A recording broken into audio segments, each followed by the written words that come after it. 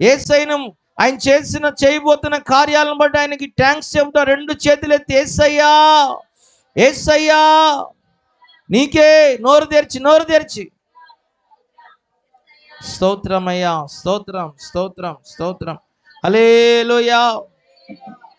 చూడండి, ఇర్మియా గ్రంథంలో 27వ అధ్యాయం 11వ వచనాన్ని నేను చదువుతున్నప్పుడు ఉదయకాలంలో దేవుడు ఒక మాటను బయలుపరుస్తూ వచ్చాడు. 27వ అధ్యాయము ఇర్మియా గ్రంథము 27వ అధ్యాయము 11వ వచనములో, అయితే ఏ జనులు బబులోను రాజు కాడి క్రిందికి తమ మెడను వంచి అతనికి దాస్యము చేయుదురో ఆ జనులను తమ దేశములో కాపురముండనిచ్చెదను.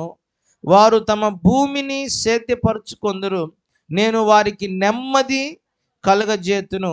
ఇదే యెహోవా వాక్కు. దేవునికి స్తోత్రం కలుగును గాక.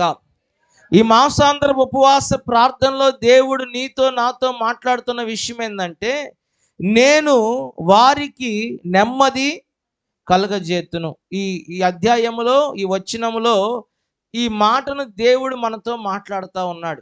నేను వారికి నెమ్మది కలుగజేతును. అందరూ చెప్పండి, అందరూ ఒకసారి చెప్పండి మంచిగా. నేను వారికి నెమ్మది కలుగజేతును.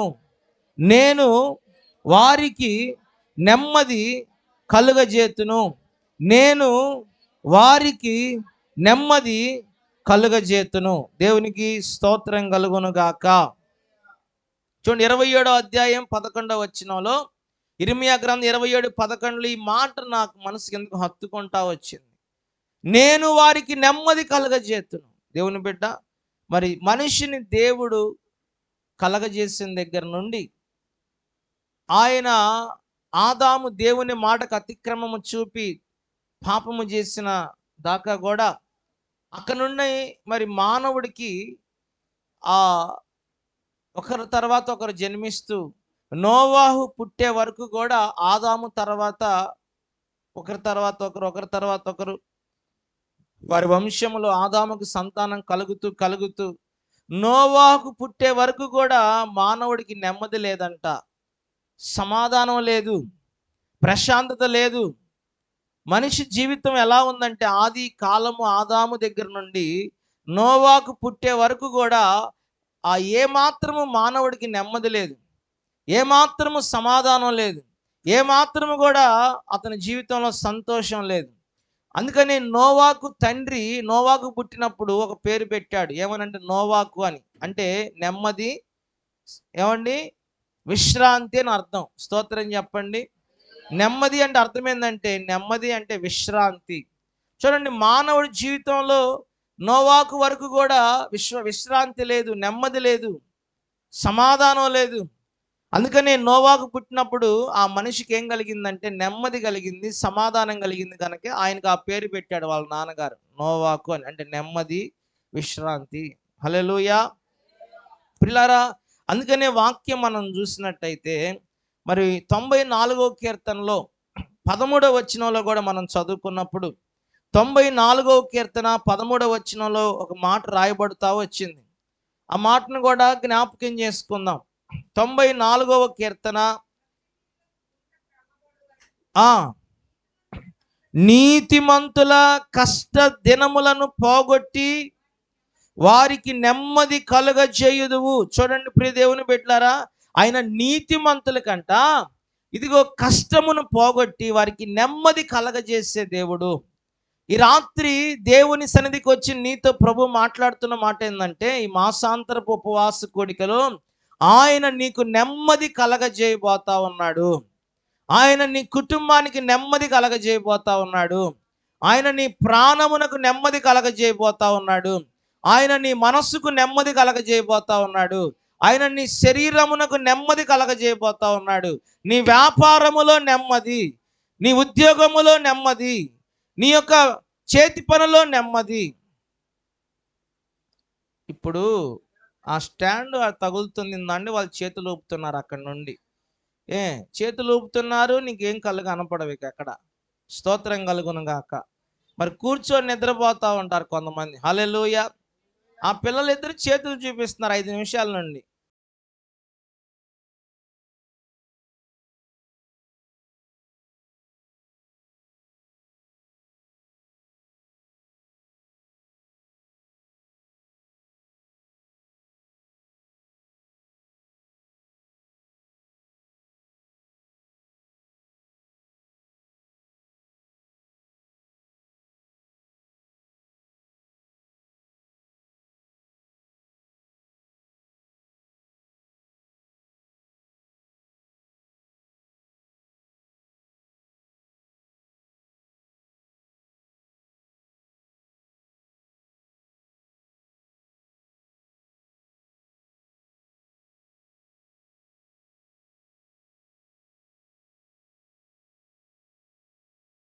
మనకు కావాలి. స్తోత్రం కలుగును గాక.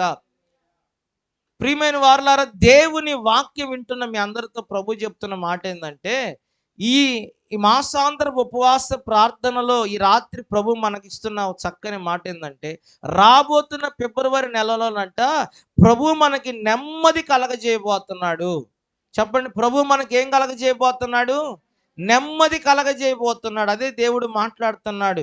నేను వారికి నెమ్మది కలగజేసేదను, ఇదే యెహోవా వాక్కు.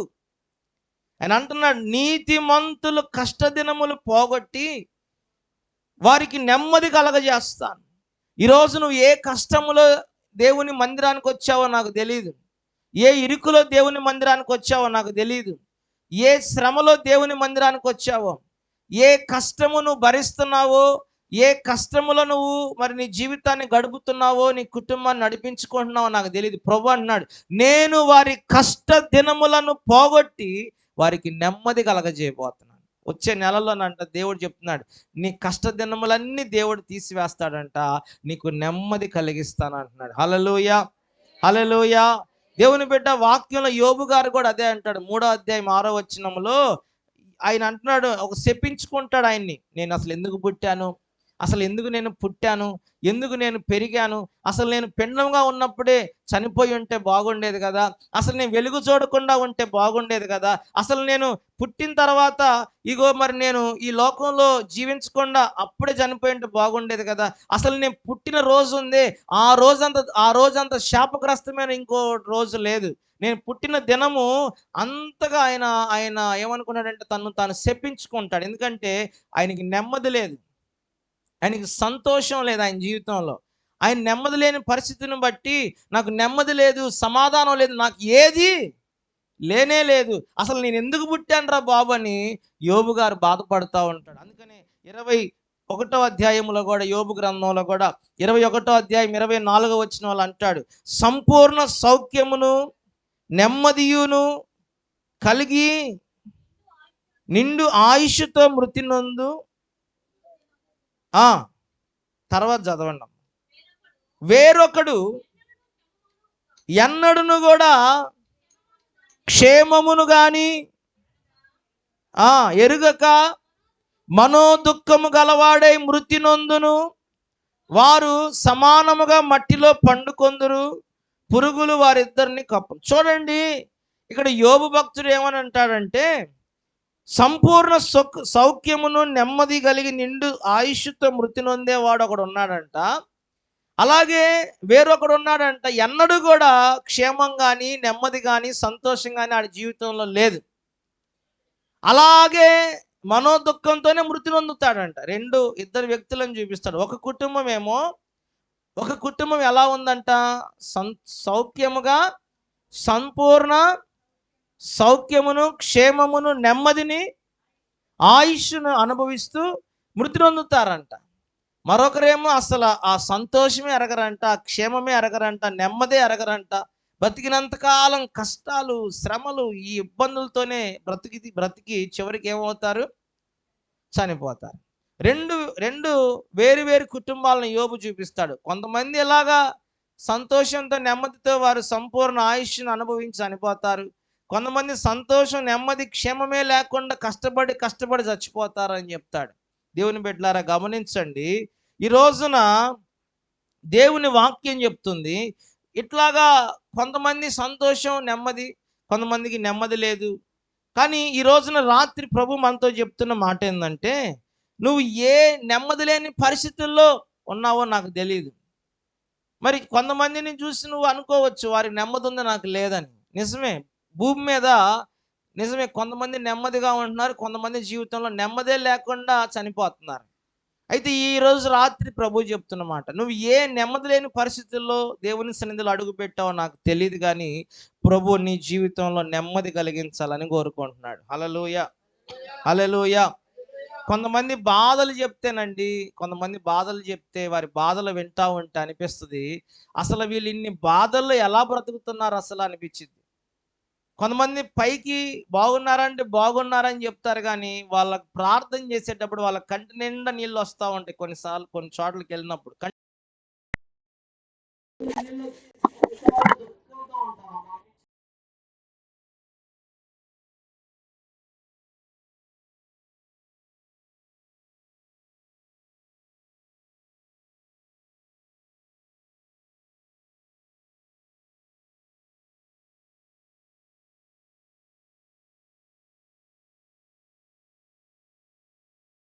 నెమ్మది లేదేమో, నీ కుటుంబంలో నెమ్మది లేదేమో, నీ చేతి పనిలో నెమ్మది లేదేమో, నీ ఉద్యోగంలో నెమ్మది లేదేమో, నీ పిల్లల విషయంలో నెమ్మది లేదా, నీ భర్త విషయంలో నెమ్మది లేదా, నీ భార్య విషయంలో నెమ్మది లేదా.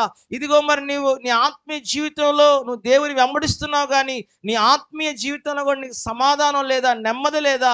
ఏ విషయంలో నువ్వు ఏ విధంగా నువ్వు నెమ్మది లేకుండా ఉన్నావో నాకు తెలీదు.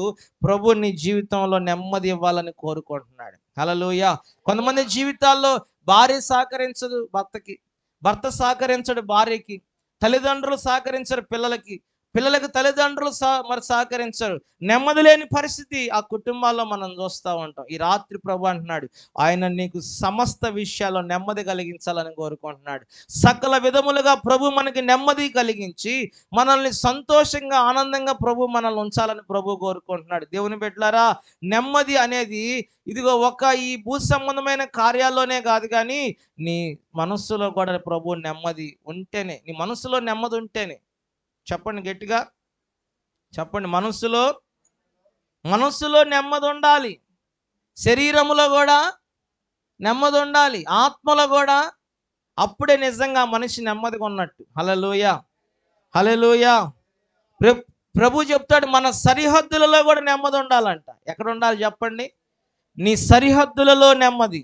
నీ మనసులోనే కాదు, నీ శరీరంలోనే కాదు, నీ ఆత్మలోనే కాదు, నీ సరిహద్దులలో ప్రభు నెమ్మది కలిగించాలని కోరుకుంటున్నాడు. అయితే ఈరోజు చాలామంది జీవితాల్లో ఆ నెమ్మదే కరువైపోతుంది. సామెతల గ్రంథంలో కూడా మనం చదువుకుంటే 15వ అధ్యాయం 16వ వచనం వాళ్ళు అంటారు, నెమ్మది లేకుండా విస్తారమైన ధనముండుట కంటే యెహోవా యందలి భయభక్తులతో కూడా కొంచెము కలిగి ఉండుట. చెప్పండి అండి, అందరూ చదవండి ఆ మాట. నెమ్మది లేకుండా చెప్పండి, నెమ్మది లేకుండా అందరు చదవరా అమ్మా? అందరు నా వైపు చూడండి కొద్దిగా. అసలు ఇంతగా నా వైపు చూడమనం చూడాలా వద్దా మీరు? చెప్పండి ఇప్పుడు చెప్పండి. నెమ్మది లేకుండా విస్తారమైన ధనముండుట కంటే యెహోవా యందలి భయభక్తులతో కూడా కొంచెము కలిగి ఉండుట మేలు. స్తోత్రం కలుగును గాక. చూడండి, చాలా మంది జీవితాల్లో డబ్బులు ఉంటాయి, చాలా మంది జీవితాల్లో బస్తాలు బియ్యం ఉంటాయి, ఉండవా? కొట్లు నింపు ఉంటారు, వడ్లు, బియ్యము, ఏదో రకరకాల ధాన్యాలన్నీ కూడా, గోధుమలు ఉంటాయి, బియ్యం ఉంటాయి, పప్పు ధాన్యాలు ఉంటాయి. ఏమండి, పాడి ఉంటుంది, విస్తారమైన పాడి ఉంటుంది, పంటలు ఉంటాయి, పొలములు ఉంటాయి. ఏమండి, ఇంటి నిండా డబ్బు ఉంటుంది, కట్ల డబ్బులు ఉంటాయి, మూటలు ఏమండి ధాన్యం ఉంటుంది, కట్ల డబ్బులు ఉంటాయి. ఏమండి, మరి వారికి ఏది తక్కువ ఉండదు. కానీ వాళ్ళ జీవితంలో ఏముండదంట? అన్నీ ఉన్నాయి కానీ నెమ్మది లేదు. అన్నీ ఉన్నాయి, నెమ్మది. నేను పాస్టర్ గారు ఒక చోటకి వెళ్ళాం, బాగున్నారా అని అడిగాం ఆ ఇంటి యజమానుని. ఆయన అన్నాడు, నాకేంటండి, డబ్బులు ఉన్నాయి, పిల్లలు ఉన్నారు, మా భార్య మంచి భార్య ఉంది, నాకేందండి అన్నాడు. సరేలే అనుకున్నా. మాతో పాటు భోజనానికి కూర్చున్నాడు. వాళ్ళ ఆవిడ కూడా మాతో పాటు భోజనానికి కూర్చున్నాడు కదా అని మేము కూడా అన్నాం, మాతో పాటు కూర్చోమన్నాక ఆ మంచి భోజనాలన్నీ వండి పెట్టింది మాకు. చెప్పండి, మంచిగా అన్నీ మటను, ఫిష్, ఏమండి రకరకాలుగా మంచిగా మాకు బిర్యానీ, మంచి స్పైసీగా అన్నీ ఫ్రై చేసి పెట్టేశారు మాకు. మేము చక్కగా తింటున్నాం. స్వీట్లు వండారు, మంచి స్వీట్లు పెట్టారు, మంచి హాట్ బిర్యానీ పెట్టారు, మంచి ఉప్పు కారాలు మంచిగా వేసి దంచి మసాలాలు వేసి మంచిగా వండి పెట్టారు. మేము తింటుంటే ఆయన అన్నాడు, మాయ్ ఇంత ఉప్పు కారాలు నేను ఏడ తిన్నా, నా బీపీగా నేను తినకుండా నాకు పెట్టావు. ఆమె ఏమంటుందంటే, పాస్టర్ గారు వాళ్ళతో కూర్చున్నాక తిన్నట్టుగా తిను, నటించు, తినమాక అన్నట్టు. స్తోత్రం చెప్పండి. తిన్నట్టుగా నటించు, తినమాక, వాళ్ళతో పాటు కూర్చున్నావు కదా, బాగోదు, ఇప్పుడు లెగిస్తారా అంటుంది. స్తోత్రం. సరే, మేము తృప్తిగా తిన్నాం కానీ ఆయన మాత్రం మా మొఖాలు చూస్తున్నాడు తప్ప తినలేకపోతున్నాడు. చేయి కలుపుతున్నాడు కానీ, ఇది 2 మెతుకులు అట్ట అంటున్నాడు కానీ ప్లేట్లో మొత్తం అలాగే ఉంది. మళ్ళా మంచిగా స్వీట్లు పట్టుకొచ్చి, అన్నయ్య మీరు ఇది తినాలి, ఇది తినాలని. సరే మీరు ఎందుకు తినమమ్మా, తింటామని చెప్పి తింటుంటే మళ్ళీ అన్నాడు, మాయ్ నాకు ఆయాసంగా తినకూడదుగా అన్నాడు. ఎవడు తినమన్నాడు? తిన్నట్టుగా బంతిలో కూర్చొని తిన్నట్టుగా తినమాక అని అంటుంది మంచి భార్య. దేవునికి స్తోత్రం చెప్పండి. అందరూ చెప్తారా హల్లెలూయా, హల్లెలూయా. తిన్నట్టుగా తినయ్యా, తినమాకయ్యా. ఏదో కూర్చున్నావు కదా పాస్టర్ గారు వాళ్ళతో, మళ్ళా నువ్వు తినకపోతే వాళ్ళు ఏదో అనుకుంటారు. ఊరికే అట్లా టేస్ట్ చేయి, అంత తినమాక. స్తోత్రం చెప్పండి. చూడండి, మేము అన్నాం వెళ్ళేటప్పుడు, అనుకున్నాం అయ్యగారు, మనసులో అనుకున్నాను నేను, అయ్యగారు నాకేంటి, నాకు అన్నీ ఉన్నాయి అన్నాడు. చూడు నీకు ఏమున్నాయి, కనీసం మాతో పాటు అన్నం కూడా, చెప్పండి, అన్నం కూడా మాతో పాటు కడుపు నిండా భోజనం కూడా. చూడండి, స్వీట్ తింటేనేమో షుగరు, కారం ఉప్పు తింటేనేమో బీపీ, ఏమండి కాస్త చల్లని ఏదన్నా పదార్థాలు తింటేనేమో ఆయాసం. చూడండి, ఇతనికి ఏమని ఇతను అంటాడు, అన్నీ ఉన్నాయండి నాకేంటండి అని అంటున్నాడు. నేను అన్నాను, అన్నీ ఉన్నాయి ఏమో మీకు నెమ్మది, మాకులా కడుపు నిండా తినలేవు, మాకులా సంతోషంగా ఆ టేస్ట్లన్నీ అనుభవించలేవు. ఇక నువ్వు అన్నీ ఉన్నాయి అనుకున్నా, నీకు లేనిది అని తెలుసా? నెమ్మది. చెప్పండి, ఏముంది ఆయనకి? ఏం లేదు. పొలం ఉందండి, కారు ఉందండి, బీరువా నిండా డబ్బులు కట్టలు ఉన్నాయి, పేరు కూడా ఉంది. ఆయన అంటే కొంచెం ఆ ఊరిలో మంచి పేరు కూడా, పెద్ద మనిషి, ఉండటానికి దిట్టంగా ఎంత ఉన్నాడు మనిషి. అసలు ఎట్లున్నాడంటే ఆయన చూస్తేనే భయం వేస్తుంది మాట్లాడాలంటే. కానీ ఆయనకి ఏం లేదు, అన్నీ ఉన్నా నెమ్మది లేదు, తినే పరిస్థితి లేదు. దేవుని బిడ్డ, ఈరోజు మన జీవితంలో చాలా మంది కుటుంబాలు అన్నీ ఉంటాయి కానీ ఏమున్నట్లు చెప్పండి? అన్నీ ఉన్నాయి. ఉద్యోగం ఉంది, వ్యాపారం ఉంది, చేతి పనులు ఉన్నాయి, ఆదాయం ఉంది, పిల్లలు ఉన్నారు, ఇల్లు ఉంది, వాకిలు ఉంది, వాహనాలు అన్నీ ఉన్నాయి. కానీ ఏం లేదు సుజాత, ఏం లేదమ్మా.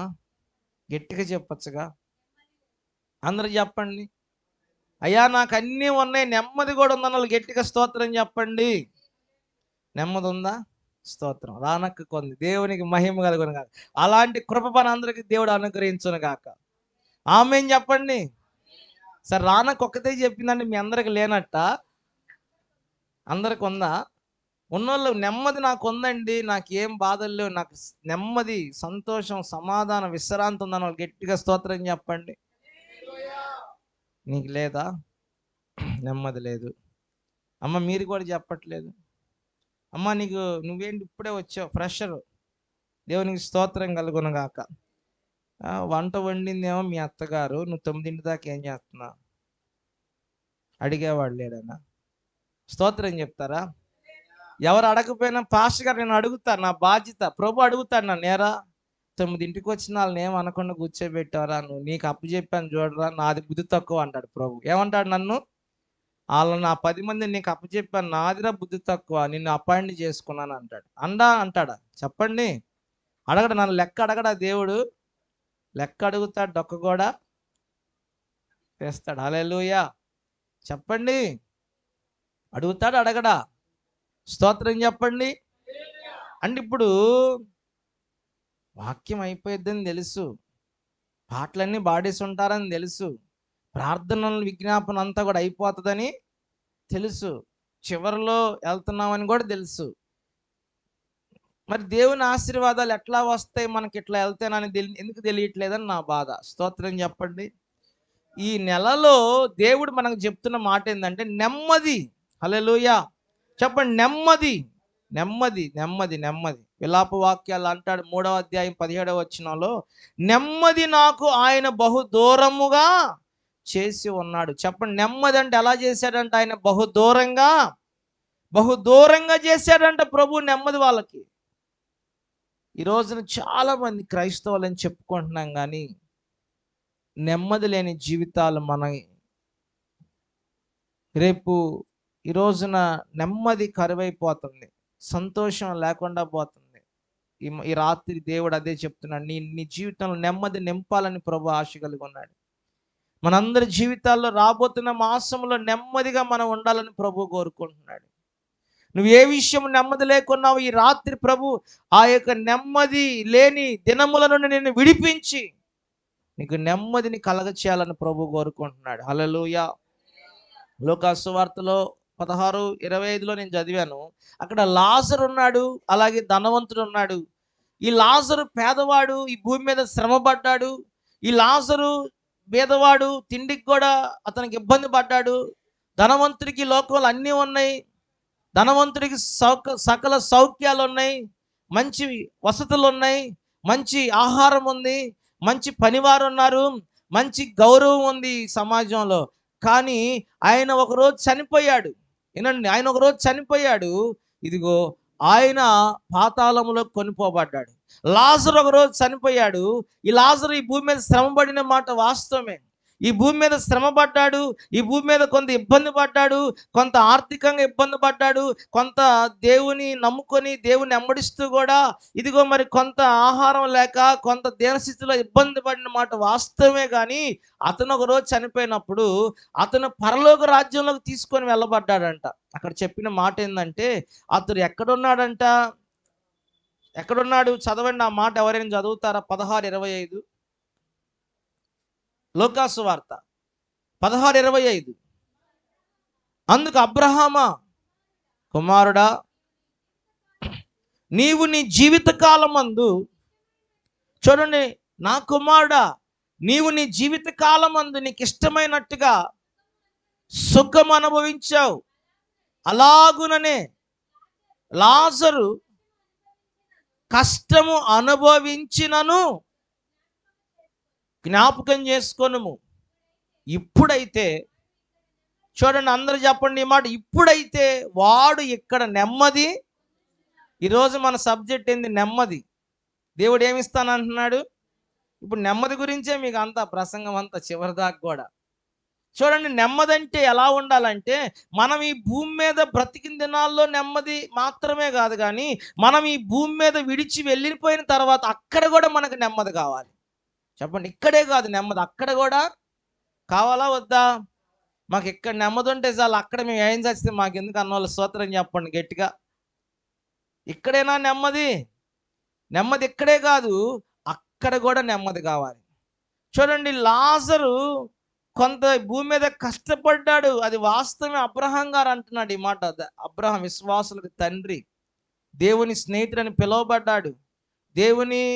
దేవుడు అబ్రహాముని ఎంత ప్రేమించాడంటే, చూడండి, అబ్రహాముకు ఒక సింహాసనం ఉంది. ఎక్కడ ఉంది? అబ్రహాం కూడా ఒక సింహాసనం ఉంది. అబ్రహాము కుడిపార్చాన ఈ లాజరు పేదవాడు వెళ్ళి అక్కడ కూర్చున్నాడంట. ఆయన అంటాడు, అయ్యా నేను వేదన తట్టుకోలేకపోతున్నా, నన్ను కూడా అక్కడికి తీసుకెళ్ళు. ఆయన అంటాడు, నువ్వు రావటానికి నీకు నాకు మధ్యలో చాలా గ్యాప్ ఉందయ్యా. నువ్వైతే నీ జీవితంలో భూమి మీద నీకు ఇష్టమైనట్టుగా సుఖపడ్డావు. నీ కన్ను ఏది ఆశిస్తే దాన్ని అనుభవించావు, నీ నోరు ఏది అడిగితే దాన్ని తినిపించావు, నీ శరీరం కోరుకున్నట్లుగా నీ శరీరాన్ని సుఖపెట్టావు. ఈ లోకములో దేవునికి మరి ఇష్టంగా కాకుండా నీకు నచ్చినట్టుగా నువ్వు బతికావు. అదేగా నీకు ఇష్టమైనట్టు అంటే ఏంటి? దేవునికి ఇష్టం లేనట్టుగా. ఏమ్మా, అవునా కాదా? ఏమని అక్కడ ఏమని మెన్షన్ చేస్తాడు అబ్రహాం గారు?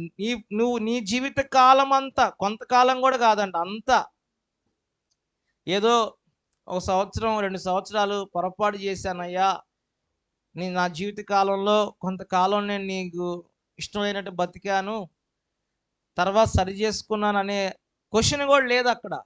ఆయన ఏమంటున్నాడంటే నీ జీవిత కాలం అంతా, ఏమంటున్నాడు? నీ జీవిత కాలం అంతా, మొదటి నుండి ఎండింగ్ వరకు కూడా ఎక్కడ కూడా నువ్వు నీకు ఇష్టమైనట్టే బతికావు, కానీ దేవునికి ఇష్టమైనట్టు ఎక్కడన్నా బతికావా? హల్లెలూయా. మనకి ఇష్టమైనట్టు బ్రతుకుతున్నామంటే దేవునికి ఇష్టం లేనట్టు బతుకుతున్నాం అని అర్థం. అందుకనే ఈరోజు నువ్వు ఈ వేదనకరమైన పరిస్థితుల్లోకి వెళ్ళిపోయావు, పాతాళంలోకి. ఇక నేను చేయగలిగింది కానీ, నువ్వు చేయగలిగింది కానీ, లాజరు చేయగలిగింది కానీ ఏమీ ఇక లేదు. లాజరు అయితే అప్పుడు భూమి మీద కష్టపడ్డా దేవునికి ఇష్టమైనట్టు బతికాడు. అందుకని ఇప్పుడు అతను నెమ్మది, చెప్పండి, నెమ్మది. ఇక్కడ అదే అన్నాడు, ఇప్పుడైతే అతను ఇక్కడ నెమ్మది పొందుతున్నాడు. హల్లెలూయా. చెప్పండి, మనకి ఈ భూమి మీద వాటికే నెమ్మదా? పరలోకంలో నెమ్మది కావాలా?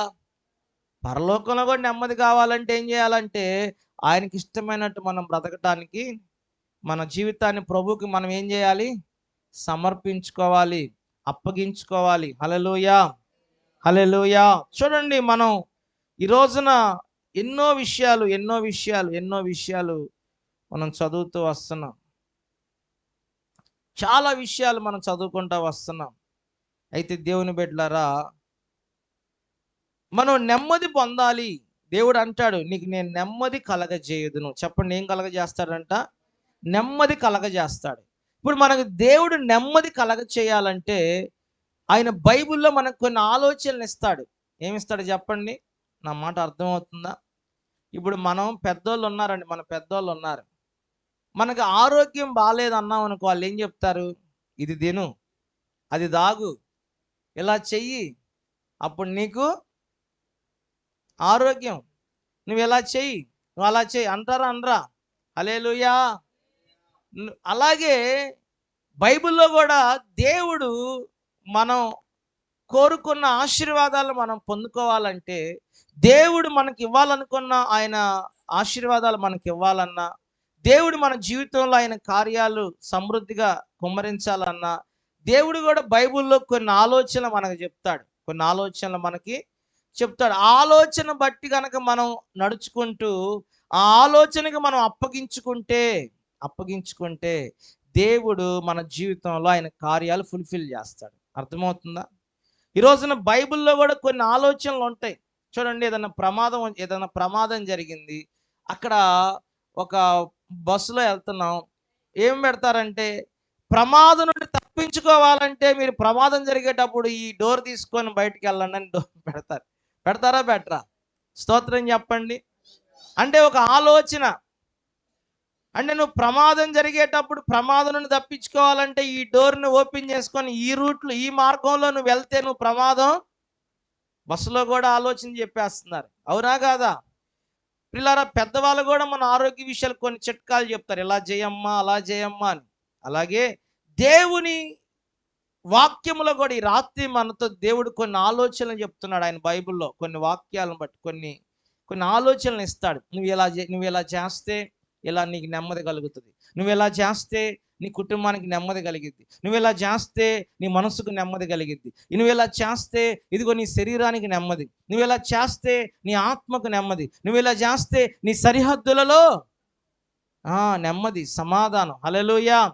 కాబట్టి బైబిల్లో కూడా దేవుడు వాక్యం ద్వారా కొన్ని ఆలోచన మనకు చెప్పినప్పుడు, ఆ వాక్యం ద్వారా మనకు చెప్తున్న ఆలోచనకు మనం ఏం చేయాలా? చెప్పండి, ఏం చేయాలా? మా నోరున్న వాళ్ళు గట్టిగా చెప్పండి, ఏం చేయాలి? దేవుడు కొన్ని ఆలోచనలు వాక్యం ద్వారా మనకు చెప్తున్నప్పుడు మనం ఏం చేయాలి? లోబడాలి, వినాలి. వింటే సరిపోయిద్దా అమ్మా? వింటే సరిపోయిద్దా? విన్న వాటికి మనం ఏం చేయాలా? అప్పగించుకోవాలి, లోబడాలి. ఆ ఆలోచనకి వెంటనే మనం దానికి కనెక్ట్ అయిపోవాలి. దేవునికి స్తోత్రం చెప్పండి. చూడండి, 2వ సమూయేలు గ్రంథంలో 7వ అధ్యాయం 1వ వచనంలో, నేను ఎక్కువ సమయం విస్తరించి చెప్పను. 2వ సమూయేలు గ్రంథం 7వ అధ్యాయం 1వ వచనంలో, యెహోవా నలుదిక్కుల అతని శత్రువుల మీద విజయం ఇచ్చి అతనికి నెమ్మది కలుగజేసిన తరువాత రాజు తన నగరి యందు కాపురముండి నాతాను అనే ప్రవక్తను పిలువనంపి. చాలండి. చూడండి, మొదటి వచనంలోనే ప్రభు చెప్తాడు. 1 సమూయేలు గ్రంథం 1వ అధ్యాయం 7వ అధ్యాయం 1వ వచనం. 1 సమూయేలు గ్రంథం కాదక్క, 1 సమూయేలు, నేను మీకు 2వ సమూయేలు. 2వ సమూయేలు. దేవునికి స్తోత్రం చెప్పండి. ఈ లైట్కి నాకు కొంచెం నా కళ్ళు దేవునికి స్తోత్రం కలుగును గాక. 2వ సమూయేలు గ్రంథం 1వ అధ్యాయంలోనే దేవుడు చెప్తాడు, యెహోవా నలుదిక్కుల అతనికి శత్రువుల మీద అతన్ని విజయం ఇచ్చి అతనికి నెమ్మది కలుగజేసిన తర్వాత. చూడండి, ఇక్కడ మాట నెమ్మది కలగజేశాడంట. దేవుడు నెమ్మది కలగజేశాడు. నెమ్మది కలగజేయడానికి ముందు ఏం చేశాడంటే, అతని శత్రువుల మీద అతను ఏం పొందుకున్నాడు? అందరూ అండర్లైన్ చేయండి. అతని శత్రువుల మీద అతను విజయాన్ని పొందుకున్నాడు. దేవుని బిడ్డ, ఈరోజు నీ జీవితంలో కూడా నువ్వు నెమ్మది పొందుకోవాలని ప్రభు ఆలోచన, నీకు నెమ్మది ఇవ్వాలని. అయితే నువ్వు నెమ్మది పొందుకోవాలంటే ప్రభు చెప్తున్న ఆలోచన ఏంటంటే, ముందు నీ శత్రువుల మీద నువ్వు విజయం పొందాలి. నీ శత్రువుల మీద నువ్వు విజయం పొందాలి. దేవునికి స్తోత్రం కలుగును గాక. నీ శత్రువుల మీద నువ్వు విజయం పొందాలి. చూడండి, మనకు నెమ్మది లేకుండా మన మీద శత్రువులు మనకు దాడి చేస్తూ ఉంటారు. మన నెమ్మది లేకుండా మన శత్రువులు మన మీద ప్రతి క్షణం కూడా విరుచుకుపడతా ఉంటారు. అయితే మనం నెమ్మది పొందాలంటే ముందు మన శత్రువుల మీద విజయాన్ని, చెప్పండి, మన శత్రువుల మీద విజయాన్ని పొందాలి. చూడండి, ఈ రోజున నీ జీవితంలో ఒక మాట నువ్వు చెప్పగలగాలి. నా వైపు చూడండి అందరూ. నీ జీవితంలో ఒక మాట నువ్వు చెప్పగలగాలి. ఏంటా మాట? నా జీవితంలో నాకు విరోధంగా నా మీద పోరాడే శత్రువులు ఎవరూ నాకు లేరని చెప్పగలగాలి ధైర్యంగాను. దేవునికి స్తోత్రం చెప్పండి. ఆ మాట మనం చెప్పగలగాలి. అయ్యా, నా జీవితంలో నాకు శత్రువులు అనే వాళ్ళు ఎవరూ లేరు, నాకు విరోధంగా దాడి చేసేవాళ్ళని. అయితే కొన్నిసార్లు మన శరీరమే మనకు శత్రువుగా మారిపోయింది. చెప్పండి, మన శరీరమే మనకు శత్రువుగా మారిపోయింది కొన్నిసార్లు. దేవుని బిడ్డలారా, మన శరీరమే మనల్ని ఏం చేస్తుంది? మన శరీర అవయవాలే మనకు శత్రువులుగా మారిపోతాయి. నా మాట అర్థం చేసుకోండి. ఎవరో వచ్చి మనకు శత్రువులుగా మారి మనల్ని నాశనం చేయక్కర్లా.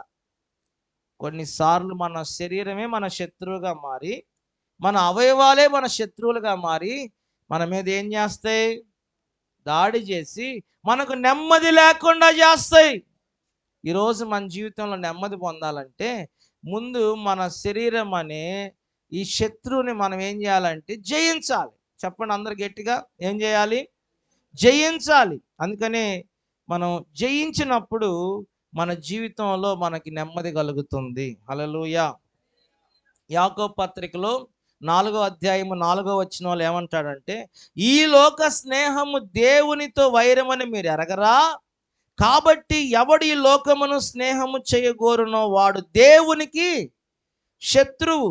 దేవుని బిడ్డలారా, చాలామంది ఏం చెప్తారంటే, అయ్యా, మేము అందరినీ గెలుస్తున్నాం కానీ మా శరీరాన్ని మేము గెలవలేకపోతున్నాం. మేము అన్నిటినీ ఓడిస్తున్నాం కానీ మా శరీరాన్ని మేము ఓడించలేకపోతున్నాం. మేము ఎంత సాధు చేయాలనుకున్నా మా శరీరము మా మాట వినట్లేదయ్యా. మేము అది తాగొద్దు అని ఎంతసార్లు అనుకున్నా, ఉదయం తాగకూడదని ఎంత గట్టిగా భీష్మించుకున్నా, సాయంత్రానికి అది తాగకుండా నా శరీరాన్ని నేను అదుపు చేయలేకపోతున్నాను. ఆ పొట్లాలు నేను తినకూడదని, ఆ గుట్కాలు పాన్ పరాకులు నేను నవలకూడదని ఎంతగా కంట్రోల్ చేసుకుని నా శరీరాన్ని నేను ఆపుకోలేకపోతున్నాను. ఆ వ్యర్థమైన వీడియోలు నేను చూడకూడదని నా శరీరాన్ని నేను ఎంత కంట్రోల్ చేసినా నా శరీరము నేను సాధు చేయలేకపోతున్నాను. నా మాట అర్థమవుతుందండి? ప్రియ దేవుని బిడ్డలారా, ఈ రోజున త్రాగుడికి, వ్యభిచారానికి చాలామంది బానిసలైపోయారు. ఈరోజు చాలామంది జీవితాల్లో ప్రధానమైన శత్రువు ఎవరంటే వాళ్ళ శరీరమే, వాళ్ళ శరీర అవయవాలే. శరీరాన్ని సాధు చేసుకోలేకపోతున్నారు. ఒకరోజు ఒక ఆయన అంటాడు, ఆయన దారి గుండా వెళ్తున్నాడు. అక్కడ మనం ప్రార్థన జరుగుతుంది, మీటింగ్ జరుగుతుంది. మా చిన్నతనంలో మా పాస్టర్ గారు మేము యవనస్తులుగా ఉన్నప్పుడు ఆయన వచ్చాడు. ఆ మాటలు వినపడుతున్నాయి, వాక్యం వినబడేటప్పటికి ఆయన వచ్చాడు.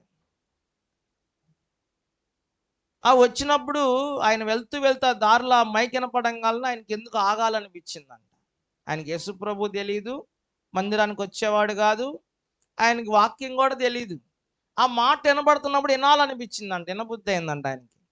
ఆయన వచ్చి కొంచెం సేపు వెనకాల కూర్చున్నాడు. కూర్చున్నాక వెళ్తూ అన్నాడు పాస్టర్ గారి దగ్గరికి వచ్చాయా, నేను ఎందుకు ఈ దారిలో వెళ్తుంటే మీ మైక్ వినపడింది, మీ మాట వినపడుతుంటే వినాలనిపించి ఆగాను, నా కోసం ప్రార్థన చేయను అన్నాడు. సరే ప్రార్థన చేస్తాను. ఒక 2-3 నిమిషాలు మాట్లాడినాక ఏమన్నాడంటే, అయ్యా, నాకు మంచి ఉద్యోగం ఉంది, మంచి శాలరీ ఉంది, మంచి జీతం వస్తుంది, మంచి భార్య ఉందయ్యా, మంచి పిల్లలు ఉన్నారు, మంచి కుటుంబం నాది. కానీ నేను నా శరీరంలో కొన్నిటిని జయించలేకపోతున్నానయ్యా. నా శరీరంలో కొన్ని విషయాలు నేను జయించలేకపోతున్నాను. నేను అప్పుడప్పుడు తాగుతాను. తాగకుండా ఉండాలనుకుంటే నా శరీరాన్ని నేను కంట్రోల్ చేయలేకపోతున్నాను. తాగకుండా ఉండలేకపోతున్నాను. ఆయన 5 నిమిషాల్లో మాట్లాడాడు. 5 నిమిషాల్లోనే చాలా ప్రధానమైన సంగతులు, ముఖ్యమైన సంగతులు, అతని జీవితంలో ఉన్న కొన్ని బాధాకరమైన సంగతులన్నీ కూడా టకటకా చెప్పేశాడు పాస్టర్ గారికి. ఏమన్నాడంటే, నాకు ఒక అందమైన ఎవరైనా స్త్రీలు కనపడ్డప్పుడు, నేను ఆ స్త్రీ అందమైన వాళ్ళని చూసిన తర్వాత నేను వాళ్ళతో పాపం చేయకుండా ఉండకుండా ఉండలేకపోతున్నాను. వాళ్ళని నేను నా వైపు తిప్పుకోవడానికి ఎన్ని లక్షలైనా అవసరమైతే ఖర్చు చేసి వాళ్ళని నేను ఆకర్షించుకునేదాకా నేను వాళ్ళని వదిలిపెట్టే పరిస్థితి లేదయ్యా. నా చూపు మంచిది కాదు, నా మనసు మంచిది కావదయ్యా. నా శరీరాన్ని నేను అదుపు చేసుకోలేకపోతున్నా. అది తప్పని తెలుసు, అది చెడని తెలుసు, అది పాపమని తెలుసు. కానీ నా జీవితంలో నేను ఆ పాపాన్ని జయించలేకపోతున్నానయ్యా. నా శరీరాన్ని అదుపు చేయలేకపోతున్నాను. నాకు అందమైన భార్య ఉంది, నాకు మంచి ఎదిగిన పిల్లలు ఉన్నారు, నాకు మంచి ఉద్యోగం ఉంది, నెలకు ₹1,00,000 జీతం వస్తుంది నాకు. కానీ నేను నా శరీరాన్ని నేను సాధు చేసుకోలేకపోతున్నానయ్యా. నా కోసం ప్రార్థన చేయమని చెప్పాడంట. మాట్లాడిన 5 నిమిషాల్లోనే పాస్టర్ గారికి ఆ విషయాలన్నీ చెప్పాడు. చెప్పిన తర్వాత ఆయన ప్రార్థన చేశాడు. ఆయన ప్రార్థన చేస్తూ ఉండగానే ఆయన ఊగిపోతున్నాడు. ఇక ఎప్పుడైతే దైవజనుడు నజరేయుడైన యేసు నామములో ఇప్పుడే గద్దిస్తూ వెళ్ళిపోవాలనగానే, ఈ శరీరాన్ని ఆధారం చేసుకొని పనిచేస్తున్న దురాత్మ, ఈ వ్యక్తి శరీరాన్ని ఆధారం చేసుకొని ఈ శరీరంలో ఈ శరీరాన్ని ఆధారం చేసుకొని ఇతనిలో కొనసాగుతున్న పాప సంబంధమైన దెయ్యమా అని గద్దించినప్పుడు వెంటనే డమామని కింద పడిపోయిన తర్వాత ఒక 5 నిమిషాలు 10 నిమిషాలు ఆయనకి ఏం అర్థం కాలేదు. ఆయన లేచిన తర్వాత చెప్పిన మాట ఏంటంటే, అయ్యా, మీరు ప్రార్థన చేస్తున్నప్పుడు నాలో నుండి ఒక భయంకరమైన చీకటి వెళ్ళిపోయినట్టుగా నాకు అనిపిస్తూ ఉంది. మీరు ప్రార్థన చేస్తున్నప్పుడే నాలో నుండి ఒక భయంకరమైన చీకటి, ఒక ఆకారం వెళ్ళిపోయినట్టు నేను చూడగలిగాను. నాకేం అర్థం కాలేదు, నేను పడిపోయానని చెప్పాడు. దైవజనుడు చెప్పిన మాట ఏంటంటే, దైవజనుడికి కూడా ఆ దురాత్మ కనపడింది. దేవునికి స్తోత్రం చెప్పండి. చూడండి, మన శరీరాన్ని ఆధారం చేసుకొని మనల్ని ఏం చేస్తాయంటే పాపములోనికి ఈడ్చుకొని వెళ్ళిపోయే కొన్ని సాతాను యొక్క దురాత్మలు మనల్ని పట్టి పీడిస్తూ ఉన్నాయి దినాలు. ఎందుకు తెలుసా? మనకు నెమ్మది లేకుండా చేస్తున్నాయి.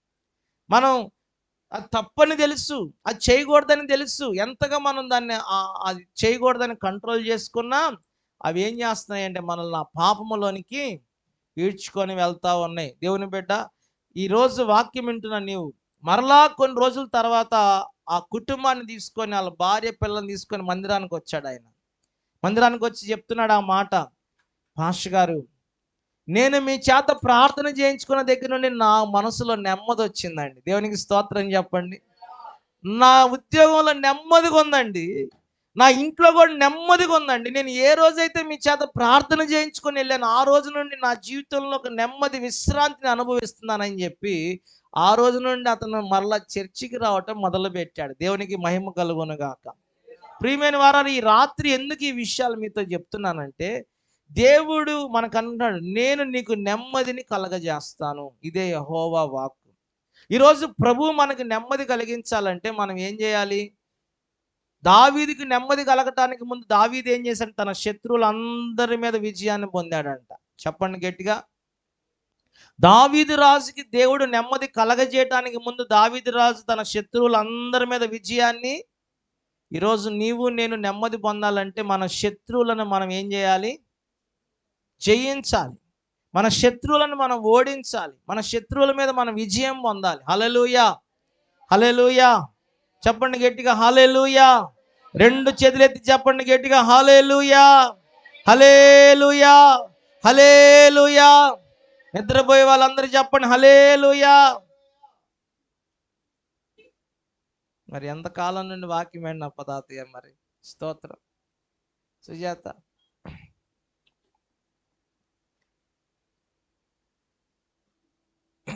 నాకు నెమ్మది వద్దన్న గట్టిగా స్తోత్రం చెప్పండి. ఎవరు చెప్పబోయారు? ఎవరు చెప్పారు?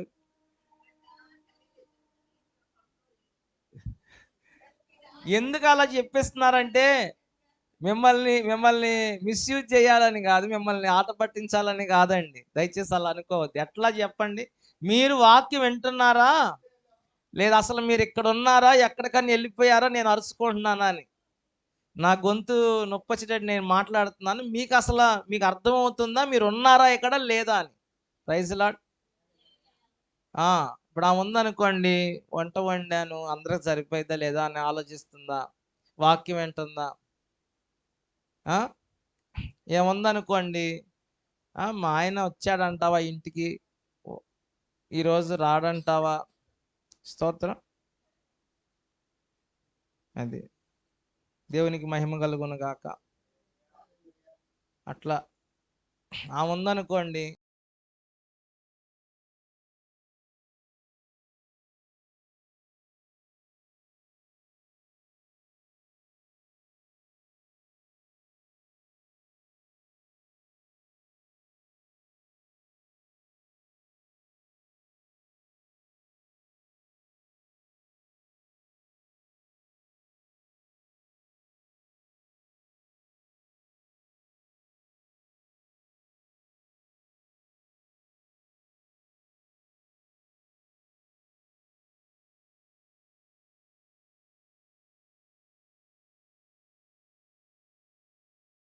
మనం జయించాలి.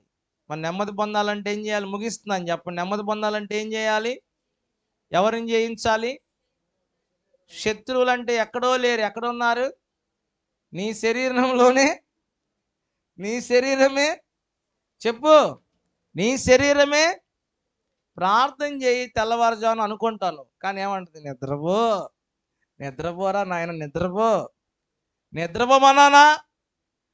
లేకవద్దన్నానా? ఎప్పుడన్నా నీకు నీ శరీరం అట్లా నీకు సహకరించిందా ప్రార్థన చేయడానికి? చెప్పు. బేరానికి వెళ్తానికి, హోటల్ పెడతానికి, భోజనాలు వండటానికి. మీరు నమ్మరు, నేను అంటున్నాను, భోజనాల రోజు, ఫంక్షన్ రోజు అసలు ఎవరు నిద్రపోరండి అసలు రాత్రి అంతా.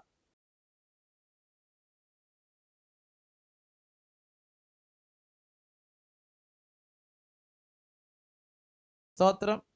అదే ఊరని చెప్పండి, ఫంక్షన్కి వెళ్ళాలని చెప్పండి, ఇంకా ఆ రోజు కూడా వీళ్ళకి కొరువుదయాలు పడతాయి. స్తోత్రం చెప్పండి. ఇంకేందంటే ఇక నిద్ర రాదు. ఎప్పుడు వెళ్దామా, ఎప్పుడు ఆ ఊరు వెళ్దామా, ఆ ఊరు ఎలా ఉంటుందో, అక్కడ జనాలు ఎలా ఉంటారో, ఆ కొత్త ప్రాంతం అంతా ఎట్ట చూడాలి, అసలు నేను చూడగలనా, నా 2 కళ్ళు సరిపోతే 2 అద్దెకి తెచ్చుకుందామా? స్తోత్రం. ఈ 2 కళ్ళు సరిపోతే 2 అద్దెకి తెచ్చుకుందామా? ఏందో మరి నాకు అర్థం కాదు. సాతాను గాడు మాయ ఏంటి, కుట్ర, ఇంత కుట్ర చేస్తున్నాడు మన మీద. ఆ కుట్ర మనం అర్థం చేసుకోలేకపోతున్నాం. చూడండి, ఎంతసేపు నీవు మాట్లాడుకో, ఇంటి దగ్గర 2 గంటలు ఫోన్ మాట్లాడి నిద్ర వస్తే అసలు నన్ను అడుగు. 2 గంటలు ఫోన్లు. అవును తెలుసు, నీకు ఇది తెలుసా? ఆమంటది, ఏమంటది? నీకు అసలు నీకు ఇది తెలుసా అంటది. ఏమో నిద్రే రాజాలకి. మందిరంలో చూడండి, ప్రార్థన చేయమనండి, గురకలు పెడతారు కొంతమంది. ఇంకా స్తోత్రం చెప్పండి. నీ విమర్శించటం లేదండి. నీ శరీరమే నీ శత్రువు. నీ శత్రువులను సాధు చేసుకోలేకపోతున్నావు. నీ శరీర అవయవాలే నీ శత్రువులు. దేవుని బిడ్డ, ఈ రోజున మనందరం గమనించుకోవాల్సిన విషయం అదే. దావీదు గొప్ప యుద్ధ వీరుడు. నా మాట ఆలకించండి, ఒక్క మాట చెప్తాను. దావీదు గొప్ప యుద్ధ వీరుడు. దావీదు అంటే శత్రువుల గుండెల్లో, చెప్పాలి. దావీదు అంటే శత్రువుల గుండెల్లో. అది ఆ రోజు రైళ్లు లేవు కానీ గుర్రాలు పరిగెడతాయి. స్తోత్రం చెబుదామా? ఆ రోజు శత్రువుల గుండెల్లో గుర్రాలు, రథాలు పరిగెడతాయి. ఎవరంటే? దావీదు. అంటే దావీదు యుద్ధానికి వెళ్ళాడా? దావీదుకి విజయం తప్ప అపజయం లేదు. శత్రువులు దండాలు పెడతారు, దావీదా నీకు వందనాలు రా బాబు అని. కానీ దావీదు ఆ శత్రువులందరినీ గెలిచాడు, కానీ తన శరీరం అనే శత్రువుని దావీదు గెలవలేకపోయాడు. చూడండి, అందరు యుద్ధంలో ఉన్నప్పుడు ఈయన ఒక్కడే మిద్ది మీద ఉండి ఏం చేశాడు? మీ అందరూ తెలియని కథ ఏం కాదు కదా. ఏం చేశాడు? మిద్ది మీద ఉండి బేర్షెబాని చూశాడు, మోహించాడు. ఆమెతో పాపము చేయటానికి ఆయన నీతిమంతుడైన తన భర్తను చంపించాడు. నీతిమంతుడు, ఆమె భర్త నీతిమంతుడండి. ఆ నీతిమంతుని చంపించాడు పాపం చేయడానికి. శరీరం అంటుంది పాపం చేయాలా. అప్పుడు ఆ శరీరాన్ని ఇతను ఏం చేయలేకపోయాడు, సాధు చేయలేకపోయాడు, గెలవలేకపోయాడు. ఒక విషయం చెప్పనా, ఈ దావీదు శత్రువులందరికీ భయం కలిగిస్తే తన శరీరం అనే శత్రువు చేతిలో దావీదు ఓడిపోయాడు. ఓడిపోయాడా లేదా? ఇంకో విషయం చెప్పనా, అందుకనే తన శరీరాన్ని తను జయించలేకపోయాడు కనుక ఆ శత్రువుని, దావీదు భార్యలను ఏం చేశారు తెలుసా? భార్యలను కిడ్నాప్ చేసి తీసుకెళ్ళిపోయారు. దావీదుకి నెమ్మది లేదు. దావీదు భార్యలందరినీ వేరే వాళ్ళు పట్టుకొని వెళ్ళిపోయారు. ఇంకో విషయం చెప్పనా, దావీదు ఇంట్లో తన కొడుకులు ఒకరినొకరు పొడుచుకొని చచ్చిపోయారు. ఇంకో విషయం చెప్పమంటారా, దావీదు కుమార్తెని తన సహోదరులే, చాలా ఇది భయంకరమైన విషయం. ఇన్ని అఘాయిత్యాలు ఆ ఇంట్లో జరగటానికి, నెమ్మది లేకపోవడానికి కారణం ఏంటయ్యా అనంటే, దావీదు తన శత్రువులను జయించలేకపోయాడు. అందుకని దావీదు సరిహద్దులో నెమ్మది, ఆ ఇంటిలో నెమ్మది లేదు. దావీదు జీవితంలో నెమ్మది లేదు. దావీదు పిల్లలకి నెమ్మది లేదు. దావీదు ఎప్పుడు కూడా కలవరాల మధ్యలో బ్రతకడానికి కారణం ఏంటంటే, దావీదు దేవుడిచ్చిన నెమ్మది సంపూర్ణంగా అనుభవించలేకపోవడానికి కారణం ఏంటంటే, దావీదు తన శరీరం అనే శత్రువుని, చెప్పండి, ఈరోజు నీ కుటుంబంలో నెమ్మది లేకపోవడానికి కారణం ఏంటో తెలిసిందా? ఇప్పుడైనా ఈరోజు నీ యొక్క మనసులో నెమ్మది లేకపోవడానికి కారణం ఏంటో తెలిసిందా? నీ శరీరంలో నెమ్మది లేకపోవడానికి కారణం ఏంటో తెలిసిందా? నీ యొక్క ఆత్మలో నెమ్మది లేకపోవడానికి కారణం ఏంటో తెలిసిందా? నీ సరిహద్దుల్లో నెమ్మది లేకపోవడానికి కారణం ఏంటో తెలిసింది? ఎప్పుడు ఉదయం లేచిన కానీ రాత్రి దాకా నీ కలవరాల మధ్యలో, కన్నీటి మధ్యలో కాలం గడుపుతున్నావు. నెమ్మది లేదంటే ఏంటి చెప్పు, ఏంటి? దావీదు అంత రాజైనప్పటికీ నెమ్మది లేదు. కారణం ఏంటి? అయ్యగారు అందరు శత్రువులను జయించాడు కానీ తనలో ఉన్న శత్రువుని, హల్లెలూయా, ఇక అంతే, కథ కంచికి, దావీదు ఇంటికి. దేవునికి స్తోత్రం చెప్పండి. ఈ రోజున మనందరం కూడా తెలుసుకోవాల్సిన విషయం, నువ్వు జయించాలి, నీ శరీరాన్ని జయించాలి, నీ శరీరంలో ఉన్న పాపాన్ని జయించాలి, శరీర కార్యాలను జయించాలి, లోక కార్యాలను జయించాలి. దేవుని బిడ్డ, ఈరోజు వాక్యము ఏదో విని విడిచిపెట్టేది కాదు, కానీ నీ శరీరంలో ఉన్న శత్రువును నువ్వు జయించాలి. హల్లెలూయా, హల్లెలూయా. ఒకటి చెప్పండి, ఒకటి ఏంటంట, పాపం అనే శత్రువు, శరీర కార్యాలనే శత్రువు. ఈ రెండింటిని నువ్వేం చేయాలి? జయించాలి. దేవునికి స్తోత్రం చెప్పండి. హల్లెలూయా. రెండవదిగా కీర్తనాకారుడు దావీదు రాసిన కీర్తనలో 94వ కీర్తన 19వ వచనాన్ని మనం చదివినప్పుడు అక్కడ ఏముందండి, నా అంతరంగమందు విచారణ హెచ్చగా నీ గొప్ప ఆదరణ నా ప్రాణమునకు నెమ్మది కలగజేయుచున్నది. నీ గొప్ప ఆదరణ నా ప్రాణానికి ఏం కలగజేస్తుందంట? మన దేవుడు ఎవరో తెలుసా? ఆదరణకర్త. చెప్పండి, ఆయన గొప్ప ఆదరణ మనకు నెమ్మది కలిగిస్తుంది. ఆయన గొప్ప ఆదరణ మనకు నెమ్మది కలిగిస్తుంది. ఇట్లా ఆయన గొప్ప ఆదరణ మనకు నెమ్మది కలిగిస్తుంది. మన దేవుడు ఆదరించే దేవుడు, మన దేవుడు ఆదరణకర్త అయిన దేవుడు. అందుకనే అపోస్తుల కార్యాలు అంటాడు, మీరు ఇక్కడే ఉండండి యెరూషలేములో, నేను మీకు వేరొక ఆదరణకర్తను మీ కొరకు పంపిస్తాను. దేవుని బిడ్డ, ఈరోజు దుఃఖముతో ఉన్న నీ జీవితంలో, వేదనతో ఉన్న నీ జీవితంలో, కలవరాల మధ్యలో ఉన్న నీ జీవితంలో నీకు ఆదరణ కలిగించే దేవుడు, ఆయన ఆదరణ ద్వారా నెమ్మది కలిగించే దేవుడు. దేవునికి స్తోత్రం చెప్పండి. ఆయన ఆదరణ చేత నీకు ఏం కలిగిస్తాడంట? నెమ్మది కలిగిస్తాడు. అందుకనే 2వ దినవృత్తాంతాల గ్రంథంలో మనం చూస్తే, 2వ దినవృత్తాంతాల గ్రంథం 15వ అధ్యాయం 1వ వచనంలో అంటాడు, గొప్ప కల్లోలం ఆ దేశం కాపురస్తులలో కలిగిందంట. ఎందుకంటే వాళ్ళ రోజువారీ పనులలో వారి పనులు వారు చేసుకోలేనంత గొప్ప కల్లోలం అక్కడ కలిగిందంట ఆ జనుల జీవితాల్లో. చదువుతారా? 15:1. ఆ కాలమున, అందరూ చదవండి, దేవుని ఆత్మ అజర్యా మీదకి రాగా అతడు ఆసాను ఎదుర్కొని ఇలాగ ప్రకటించాడు. అమ్మ అందరూ చూడండి, ఆస యోధావారులారా, బెన్యామీనులారా, మీరందరూ నా మాట వినండి. ఆ ఆ ఆ ఆ మీరు ఆయన్ని విసర్జించిన ఎడల ఆయన మిమ్మల్ని విసర్జించును. ఇప్పుడు దేవుని బిడ్డ, ఇగో అక్కడ 15:1 గొప్ప కల్లోలం అనే మాట లేదా అక్కడ? 5వ వచనం చదవండి. ఆ కాలములో దేశములో కాపురస్తులందరిలో గొప్ప కల్లోలములు కలిగెను గనుక తమ పని పాటలను చక్కబెట్టుకోవడానికి ఆ సమాధానం లేదంట. వారి పని పాటలు చక్కబెట్టుకోవడానికి తిరిగే వారికంట ఏం లేదంట, సమాధానం లేదు. గొప్ప కల్లోలం అక్కడ కలిగింది ఆ కుటుంబాల్లో, ఆ యోధా ప్రజల మధ్యలో గొప్ప కల్లోలం కలిగింది. వారి పని బాటలు చక్కబెట్టుకోవడానికి కూడా వాళ్ళకి ఏం లేదు, నెమ్మది లేదు, సమాధానం లేదు. కారణం ఏంటంటే వారు ఆదరణకర్త అయిన దేవుణ్ణి విసర్జించారు. దేవునికి స్తోత్రం చెప్తారా? మన దేవుడు అంటాడు, ఆయన గొప్ప ఆదరణ వల్ల మనకు నెమ్మది కలుగుతుందంట. మన దేవుడు కన్నీరు గార్చే వారి కన్నీరు తుడిచే దేవుడు, వేదనలో ఉన్న వారి వేదన తొలగించే దేవుడు, కృంగిన వారిని లేవనెత్తే దేవుడు, చీకట్లో ఉన్న వారికి వెలిగించే దేవుడు, బంధకాల మధ్యలో ఉన్న వారి బంధకాలు విడిపించగలిగిన దేవుడు.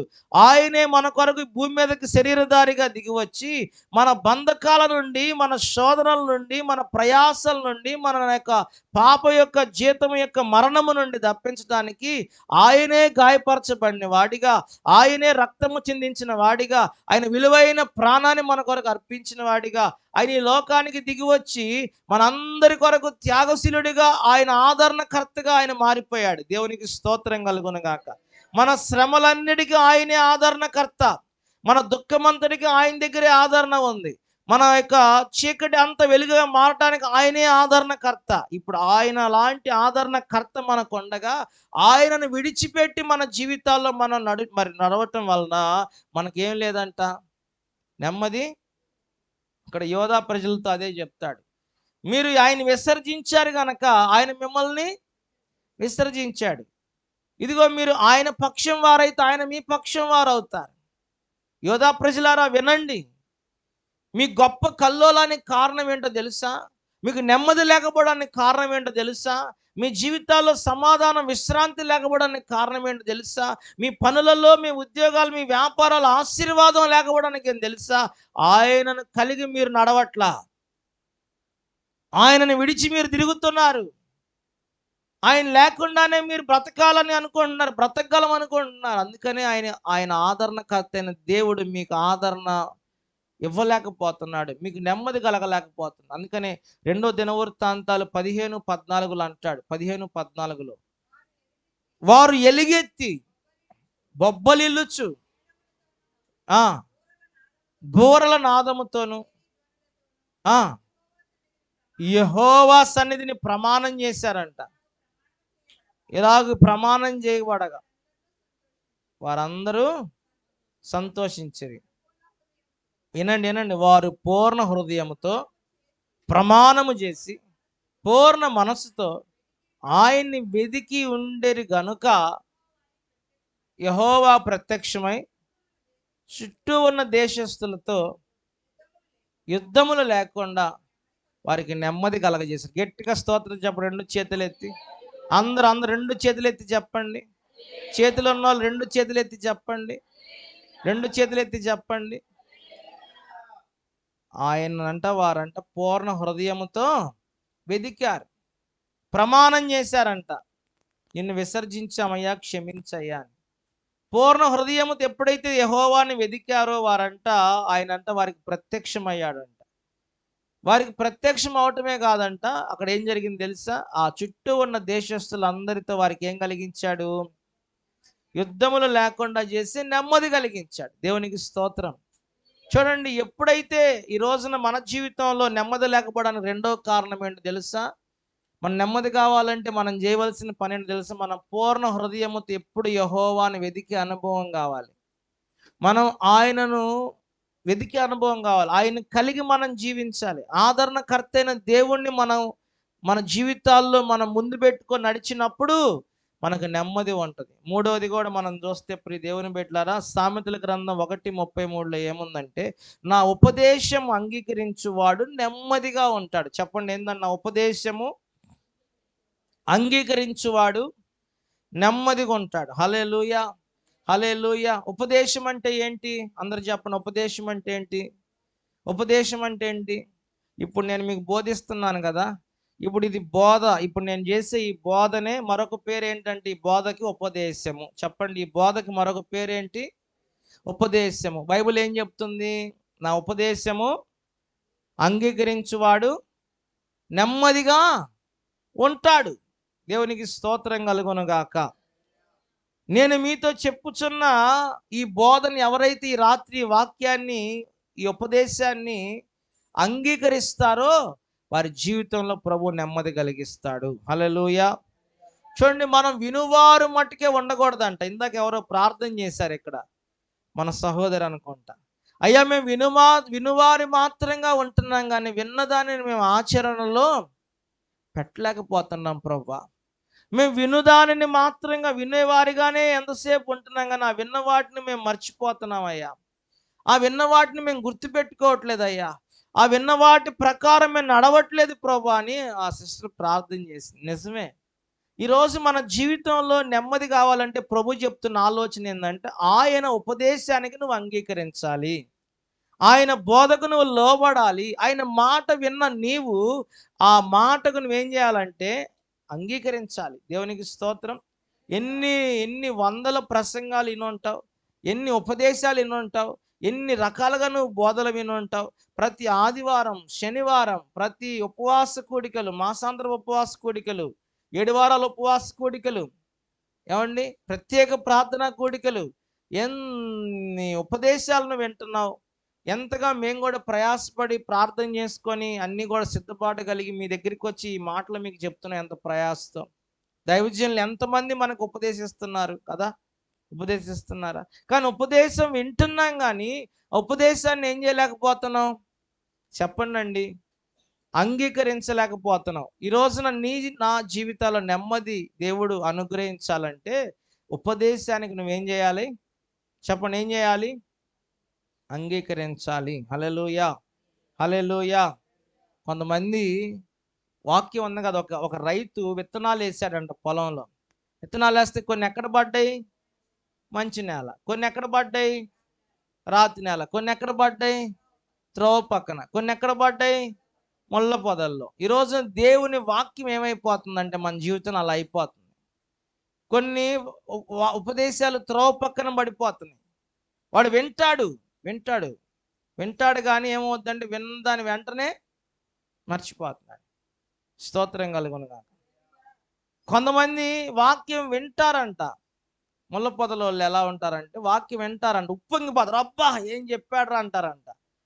కొంచెం వాళ్ళకు అనుకూలంగా లేకపోతే వాక్యం ఏమంటారంట? ఇదేం వాక్యం రా. స్తోత్రం. అంటే వాళ్ళకి ఇష్టమైనట్టుగా వాక్యం చెప్తే ఎలా ఉంటుంది వాళ్ళకి? అబ్బా ఏం చెప్పాడు వాక్యం, ఏం చెప్పాడు అని అంటారు. అదే వాళ్ళకు కొంచెం తగిలేటట్టుగా ఉంటే, వాళ్ళకు కొంచెం ఇబ్బందిగా ఉంటే, ఇదేం వాక్యం, అసలు ఇదేం వాక్యం చెప్పటం అనేవాళ్ళు లేరా? దేవునికి స్తోత్రం కలుగును గాక.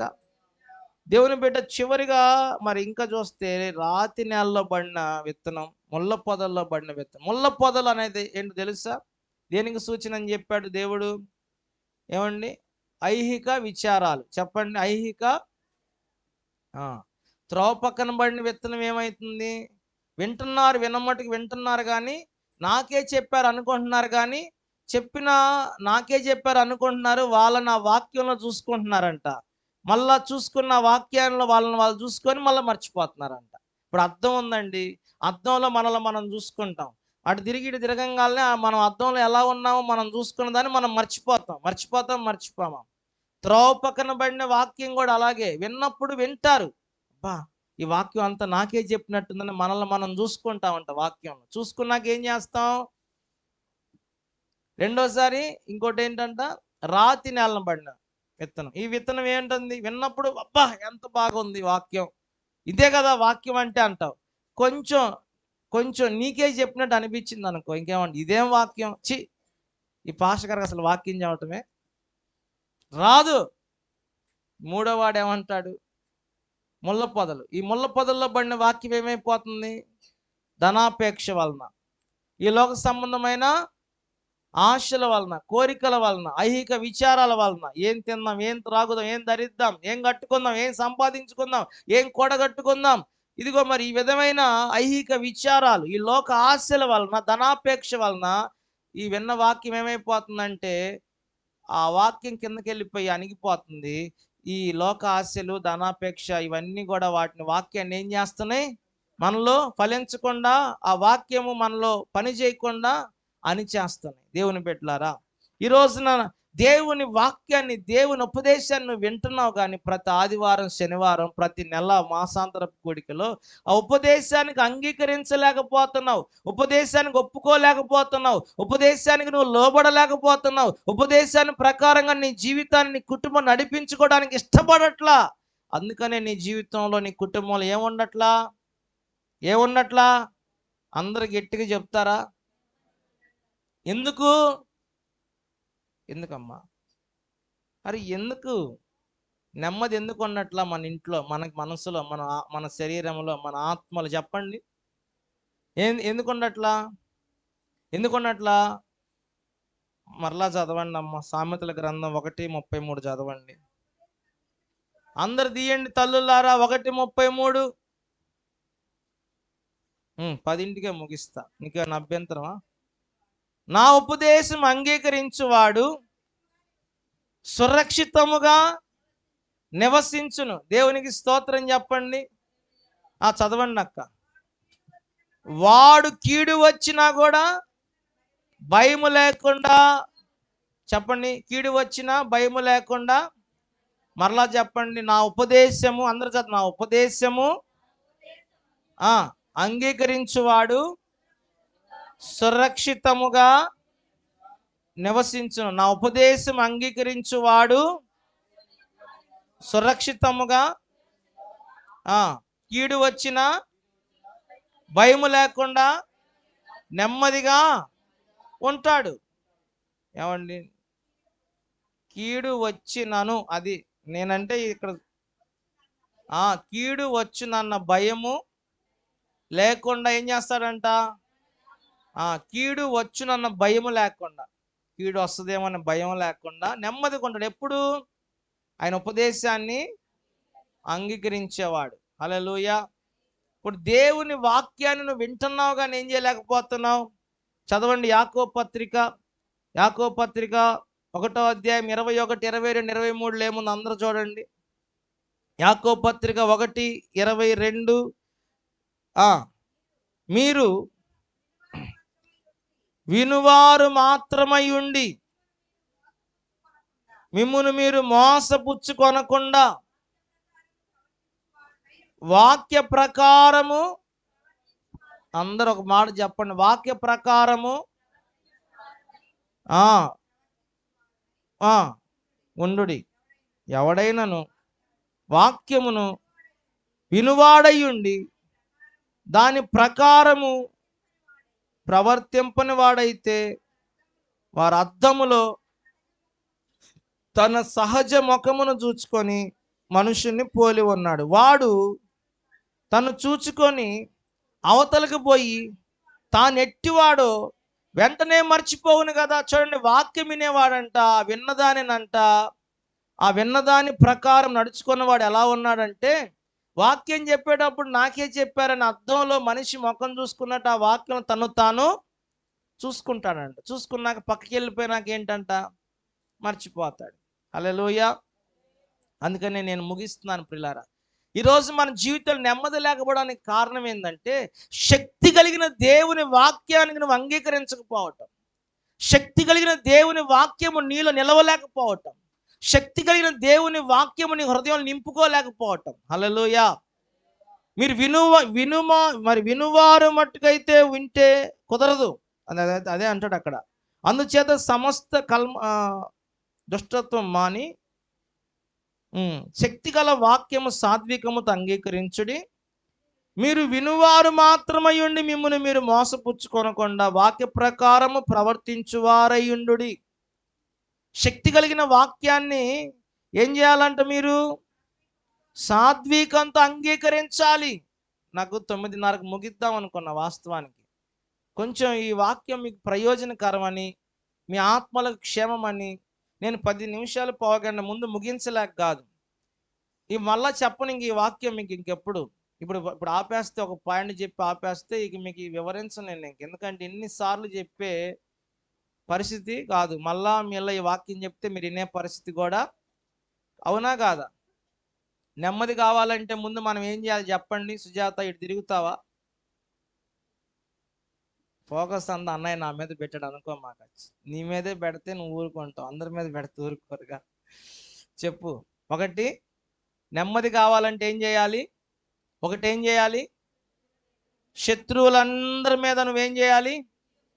విజయం పొందాలి. శత్రువు అసలు ఎక్కడున్నాడు? మన శరీరమే, మన శరీర అవయవాలే మన శత్రువు. దీనిని మనం జయించినప్పుడే మనకేం కలుగుతుంది? శారం పెద్దమ్మ, ఏం కలుగుతుంది? నెమ్మది కలుగుతుంది. ఎక్కడ నెమ్మది కలిగిద్ది?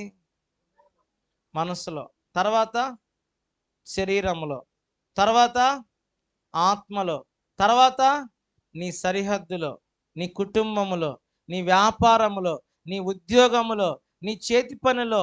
ఇదిగో నువ్వు ఎక్కడికి పోయినా నీ జీవితంలో ఆ నెమ్మది, సమాధాన, విశ్రాంతి నిన్ను వెంటాడుతూ వస్తాయి. కారణం నువ్వేం చేసావు? శత్రువుని జయించావు. రెండోది, ఆదరణకర్త అయిన దేవుణ్ణి నువ్వు కలిగి ఉన్నావు. యేసయ్యను కలిగి ఉన్నావు. యేసయ్యను విసర్జించలా, యేసయ్యను వదిలేయలా, యేసయ్య మార్గాన్ని తప్పిపోలా. యేసయ్యను కలిగి ఉన్నావు, ఆదరణకర్తని కలిగి ఉన్నావు కనుక ఆ ఆదరణకర్త నీకు ఏమిస్తాడు? నెమ్మది. మూడోది, ఆయన మాట, ఆయన ఉపదేశము, ఆయన వాక్యము నువ్వేం చేస్తున్నావు? అంగీకరించి దానికి నువ్వు అప్పగించుకుంటున్నావు గనక, వినువారు మాత్రంగా లేవు గనక, విన్నదాని ప్రకారం నువ్వు ప్రవర్తిస్తున్నావు గనక, ఆ విన్న వాక్యం ప్రకారం నువ్వు జీవిస్తే గనక నీకు ఇక మీదట ఏముంటుంది? వచ్చే నెల నుండి నెమ్మది, నెమ్మది, నెమ్మది. గట్టిగా స్తోత్రం చెప్పండి.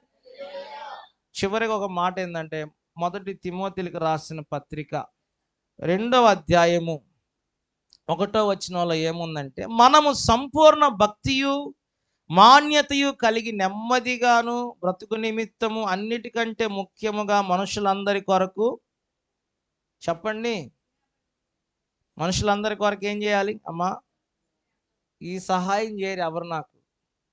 వాక్యం చదివి సహాయం చేస్తారనుకుంటా. సరే, నేనే చేసుకుంటాను ఆ సహాయం. నేను స్తోత్రం కలుగును గాక. 1 తిమోతి 10. ఎవరికి తెలియదు ఈ వాక్యం? పాత వాక్యమే కదా. 1 తిమోతి పత్రిక 2:1.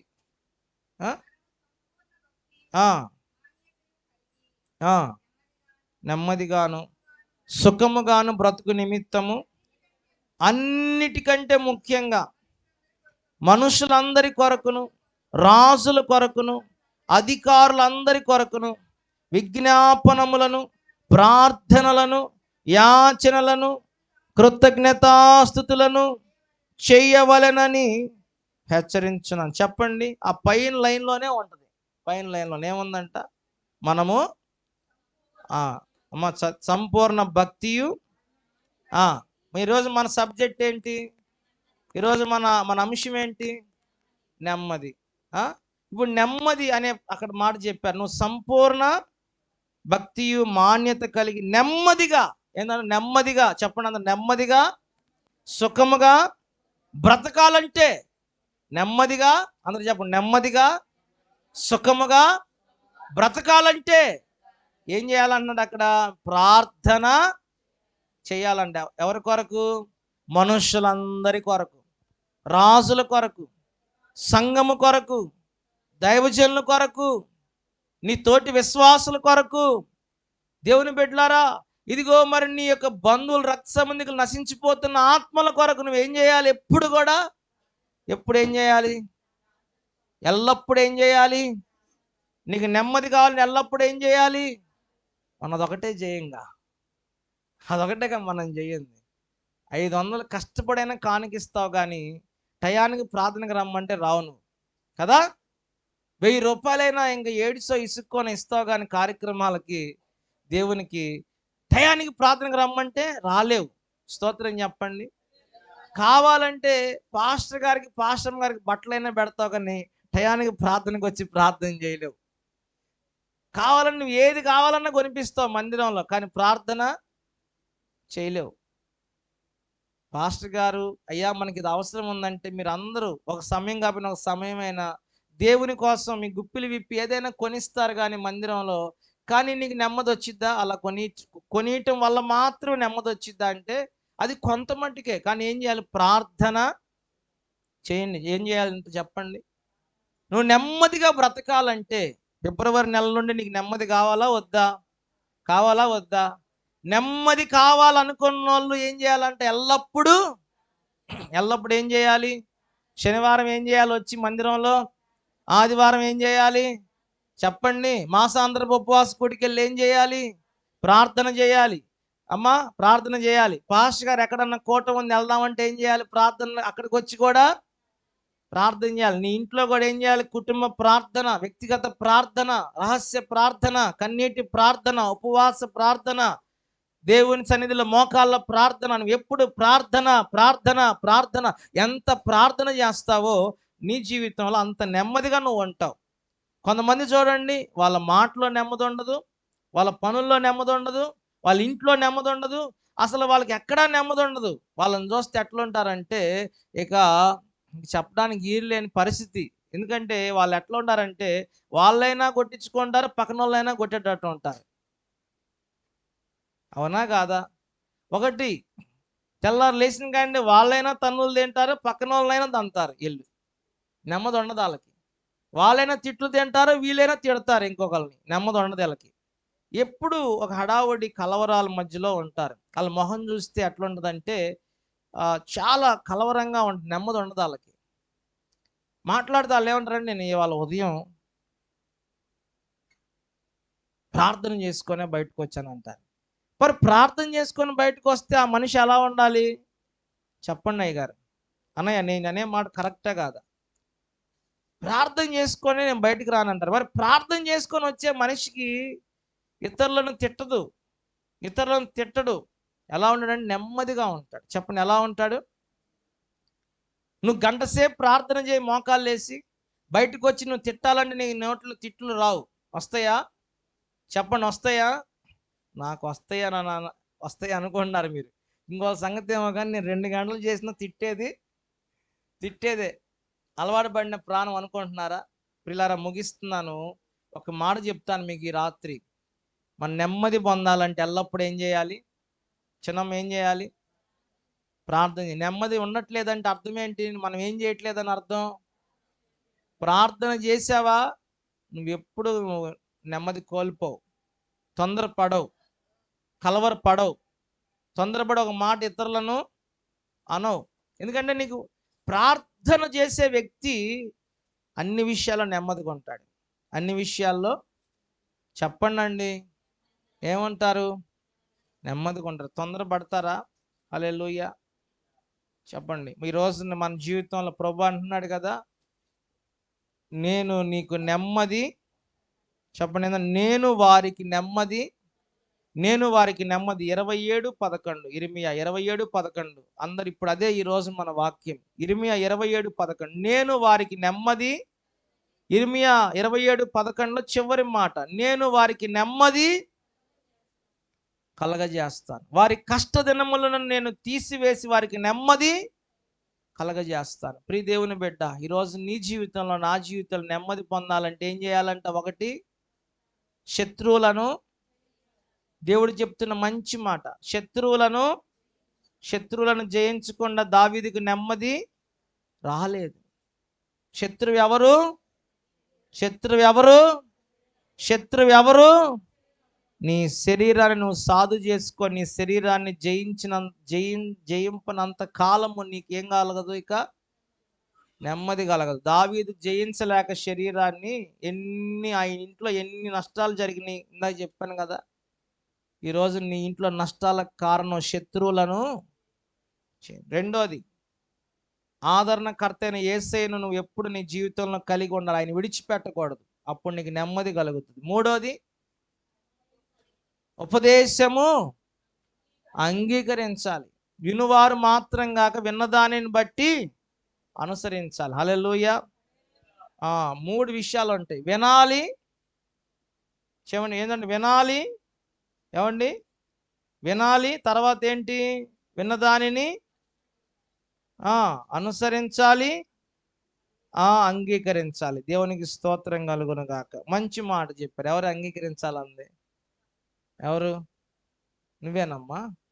అబ్బా, ఇంత మారు మనసు. దేవునికి స్తోత్రం కలుగును గాక. నిజమే, నేను చెప్పాలనుకుంది అదే. వినాలి, అనుసరించాలి, అంగీకరించాలి. హల్లెలూయా. పౌలు గారు అంటారు, మీరు చదవద్దు, ఇంటికెళ్ళి చదువుకోండి. 15వ అధ్యాయం 1 కొరింథీ పత్రిక 15:1 అంటాడు, వినాలి, అంగీకరించాలి, అనుసరించాలి, అంగీకరించాలి. దేవునికి స్తోత్రం కలుగును. నాలుగోది, ఎల్లప్పుడూ ప్రార్థన. ఇప్పుడు మనకి ఏం కలుగుతుంది? ఈ 4 విషయాల్లో మనం గనక పాటించగలిగితే ఇప్పుడు ఏం కలుగుతుంది? ఇక నుండి మనకి ఏం కలుగుద్ది? ఏం కలుగుద్ది? ఏం కలుగుద్ది? ఏం కలుగుద్ది? స్తోత్రం. హల్లెలూయా. దేవుడి ఈ వాక్యాన్ని మనందరి హృదయాలు నీరు కట్టి ఫలింపచేయను గాక. అందరూ మోకరిద్దామా? ఒక 5 నిమిషాలు ప్రార్థన చేయండి. ఈ జనవరి నెల ముగించుకోబోతున్నాం. ఈరోజు ఫిబ్రవరి నెలలోకి మనం అడుగు పెట్టబోతున్నాం. ఫిబ్రవరి నెలలో నీ కుటుంబంలో ఏ సమస్య అయితే నువ్వు కలిగి ఉన్నావు, ఆ సమస్యను విడుదల పొందినట్లు దేవుణ్ణి అడుగు. అయ్యా, నేను నెమ్మది పొందుకోకుండా నాకు ఇది ఆటంకంగా ఉంది ప్రభువా. నా జీవితంలో నేను నెమ్మది పొందుకోకుండా నాకు ఈ సమస్య వెంటాడుతుందయ్యా. ఇదిగో, నీకు ఏది నష్టంగా ఉందో, నీకు ఏది అవసరత ఉందో ప్రభువుకు చెప్పు. ప్రభువుకు చెప్పు. ఏది జయించలేకపోతున్నావో ప్రభువుకు చెప్పు. నీ అవసరత ఏముందో ప్రభువుకు చెప్పు. నీకు నెమ్మది లేకుండా ఏదైతే నిన్ను వెంటాడుతుందో, ఆ నెమ్మది లేకుండా చేస్తుందని జయించాలని ప్రభువుకు చెప్పు. నీ అవసరత ప్రభువుకు చెప్పు. నీ దుఃఖం ప్రభువుకు చెప్పు. నీ యొక్క కొరత ప్రభువుకు చెప్పు. నీ యొక్క బలహీనత ప్రభువుకు చెప్పు. ఇదిగో, నీ కుటుంబాన్ని ప్రభు చేతికి అప్పగించు. అయ్యా, ఈ ఫిబ్రవరి నెల రాబోతుంది. నా కుటుంబాన్ని నీ చేతులకు అప్పగిస్తున్నాను. నా భర్తని నీ చేతులకు అప్పగిస్తున్నాను. అయ్యా, నా పిల్లల్ని నీ చేతికి అప్పగిస్తున్నాను. అయ్యా, నా భార్యని నీ చేతికి అప్పగిస్తున్నాను. నా కుటుంబాన్ని నీ చేతికి అప్పగిస్తున్నాను. నా వ్యాపారము, ఉద్యోగము, చేతి పని, అయ్యా, నా పిల్లల చదువులు నీ చేతికి అప్పగిస్తున్నాను. అందరూ ఎవరికి వారు ఒక 5 నిమిషాలమ్మా నోరు తెరవండి. నేను చెప్పను. ఎవరికి వారు నీ సమస్య ప్రభువుకు చెప్పు. 5 నిమిషాలు అందరూ కూడా. స్తోత్రం, స్తోత్రం.